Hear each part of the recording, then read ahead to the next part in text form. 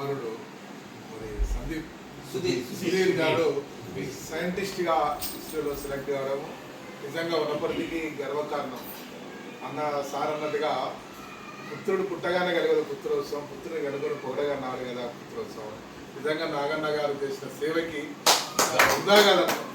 భగవంతుడు మనం చేసిన సేవ వృధా కాదంటారు. కనుక నిజంగా వారు సేవా రంగంలో, రాజకీయ రంగంలో వారు చాలా సౌమ్యంగా పనిచేస్తూ ప్రజల యొక్క సమస్యను పరిష్కరించడంలో తనదనే శైలిని నాగన్న యాదవ్ గారు నిరూపించుకున్నారు.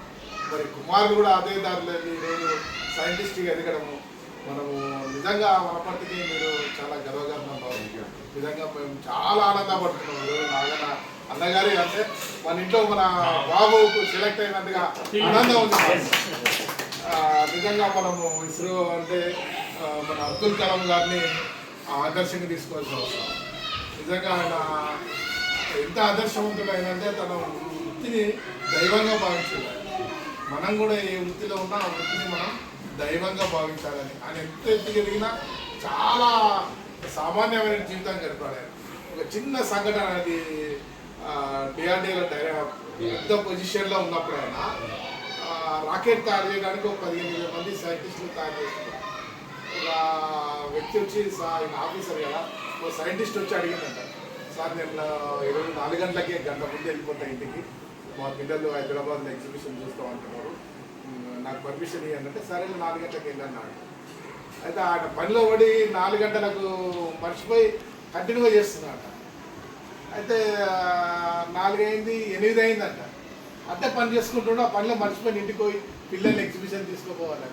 8:30 జ్ఞాపకం వచ్చి, సార్ నేను ఇట్లా అనుకున్న టైం అయిపోయిందంటే, సరే మంచిది వెళ్ళన్నాడు. ఇంటికి పోయిన తర్వాత పిల్లలు ఎగ్జిబిషన్కి పోయించినాం ఏమన్నారు.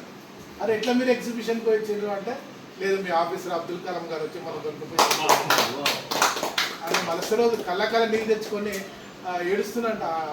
అంటే లేదు నేను 4 గంటలకు వచ్చి చూసినాను, నేను ఇక వదిలిపెడదామని, నీకు పనిలో నిమగ్నమైన నేను ఎట్లా ఆఫీసర్ నువ్వు కూర్చున్నా కదా, నేను పోయి చూపెట్టుకుందాను, ఇంటికి పోయి మీ పిల్లలు తీసుకొని పోయి ఎగ్జిబిషన్ చూపెట్టుకొని మళ్ళీ ఇంటికా ఇచ్చిపెట్టొచ్చిన అన్నారు. అంటే తోటి ఉద్యోగస్తులను కూడా ఆయన ఎంత సౌమ్యంగా చూసిండు. మనం కూడా, మీరు కూడా అబ్దుల్ కలాం లాగా ఎదగాలి, మన వనపర్తికి మరో మంచి పేరు తీసుకురావాలని సాహితీ కళావేదిక ద్వారా మనస్ఫూర్తిగా అభినందిస్తూ అన్నగారికి కూడా అభినందన తెలియజేస్తున్నాను.